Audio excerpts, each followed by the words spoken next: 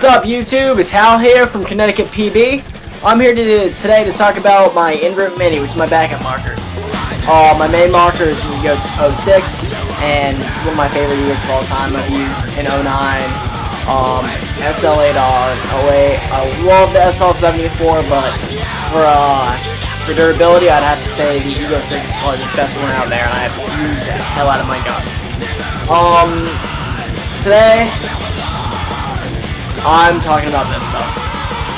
It's a really small gun, and if you want to really change it up out there on the field, don't think your game's going well, pull this thing out and change your form just a little bit. If you're playing a little bit clunky, you're kind of tired, sloppy, and you can't keep holding your Ego up all day.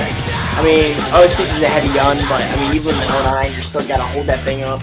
And like an ordinary paintball gun with your foregrip out here, not foregrip, but you know what I mean, your reg. You want to change it up a little bit, maybe tuck in a little bit more, do some more diving without having to worry about that macro line getting ripped off, because I've ripped tons of macros. I ripped macros on the SL8R, I've ripped them on the 94, I've ripped them on the Ego 7, I've pulled tons of wake up macros right out of their threads, so they're not supposed to come out, but I mean, I've seen people do it all the time, and it's a big waste of air. This doesn't have any macro, so it's pretty good. Plus some dives, it's tiny. You can really just get that thing in there with your kind of just like the elbow out there. Don't have to worry about your hoses sticking down, just go right in. Same for bunkering. It's a lot more maneuverable than the Ego, which is a lot more clunky. So you can just easily tilt. But I recommend it with a stubby, or at least a 50C. I do not put a 68 on this. If you put a 68 on this, you're defeating the purpose of the gun. What's also great about this, you don't have to worry about your fucking rag, foregrip, and inline rag. Or not inline rag, you know what I mean. Inline pocket. It's all in here with all the hoses and shit, so you don't have the board to worry about when you're pulling trigger shots. You don't have to worry about paint getting and fucking up your board. It's an optical switch, so it's alright. Your board's all sealed up in here. If you want to change your mode to ramping and stuff, all you have to do is pop this open. There's a little button right here for control. Press it, and the light turns on, and it tells you what to do from there in the manual.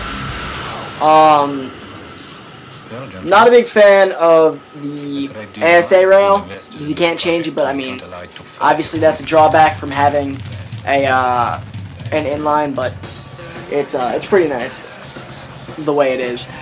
It doesn't stick out at all. It doesn't cut you. Nice round edges. And you have variable regulated pressure right here. Just stick an Allen key in there, twist it up, works great. You got your pressure rug on here to tell you if your gun's messing up or not, if you got enough air running through here. My biggest problem with this is the threads, like the jam on the Mini. It's not like the Ego where you can screw in your valve, or not like a smart valve where you can just turn it on and off. You gotta press it in there until the pin presses, like, what do you call those? Ions, those pieces of crap. Well, when they don't have smart valves, or like a spider, those things suck. Threadings on the barrel don't usually get messed up. And then I stock barrel. It does not come with an O-ring, well mine did not. You can see that, it didn't come with an O-ring on there, so I gotta go out and get one. But it's pretty straightforward. The small ass bolt that's in there. It does use a spring for all you people that ask if it does or not, because it is an inline. It's not a spool valve. If it was a spool valve, I would not be shooting it. I mean, I'm sure some people love their DMs. Not for me. I mean, it's a solid gun. It's not going to break easy. And if you do bust it, you're not spending like $1,200 to replace it. These things go about for $325 on AVI, maybe $200 to $150 used on PBM at best. I'm sponsored. I got this thing for like $120 off somebody that was also sponsored, but it was fresh out of the box, unused, 120 bucks. Kid got it for like 140, needed to get rid of it. There you go. I have bought them for other people before as birthday gifts.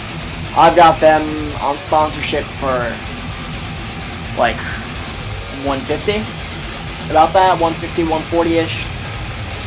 Just gave them to people. It's not that hard, especially if you have a job. You don't have to worry about coughing up a lot of money. If you've got a job that pays minimum wage, you can buy like 2 of these every couple of weeks if you don't live alone, providing. It does take the same size hex key except for the body screws. Body screws take something slightly larger. I don't remember. I think there were 5. No, not 5, 16. I don't remember. It's a pretty big hex key, and the one on the back, pain in the ass to find. I lost one of my hex keys. I was at a tournament. I was shooting 301, and of course it's 300. And it was an AXBL rotation, so I figured everyone would have a fucking key, but no one shoots minis. They're all shooting like G3s as their backup, which fucking sucks because it stalls a macro. If you're gonna use something that small, don't get a G3.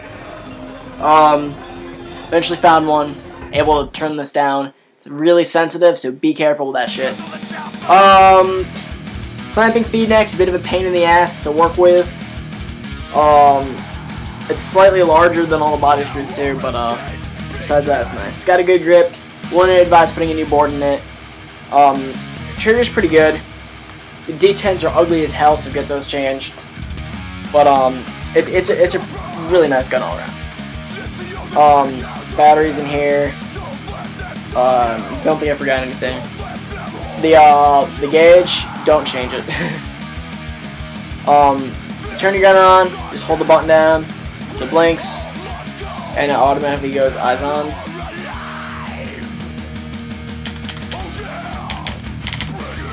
Like that. If I wanted to turn it on, eyes off, hold the trigger, press the button, eyes off. Right now this is set to PSP RAM because I was just playing AXBL rotation, so like that. Get 3-shot. It's a little bit faster than your PSP. That's because it's dry firing, so when it dry fires, it's on uncapped. When you actually put paint in it, it's a lot slower than uncapped. As you can hear, it doesn't cycle that fast. I think maybe that's like 17 BPS right there. Keep my old eye on. 15's a little bit slower than that. 15's about like maybe a little faster than that. Certainly not that. I do 15.2 on my ego. But yeah. You can kind of see the detents on the inside. Hold that up the camera, maybe you can see that or not. They're pretty big. So your paint's not going to go through, even if you're using small cal. Like, I've had problems with my old detents on my ego, where if I used like 6.85, I don't know if you can find that stuff anymore now. I think everything's 6.89. 6.85 would go past my D10s because they were so small. The eyes on this, really good. I mean, it's pretty fast with ball detection, like, goes right in. I don't have any dirty eye problems. I have this thing for only about a year, but I like it. But that's my review. It's a nice gun. If you're looking to get it back up, I highly recommend it. It's not that expensive. Fits in the palm of your hand, and it's light as hell too. Say a prophecy on this thing, and you're fucking ripping. Peace. Break the motherfucking rockets! Break the motherfucking rockets! Break the motherfucking rockets!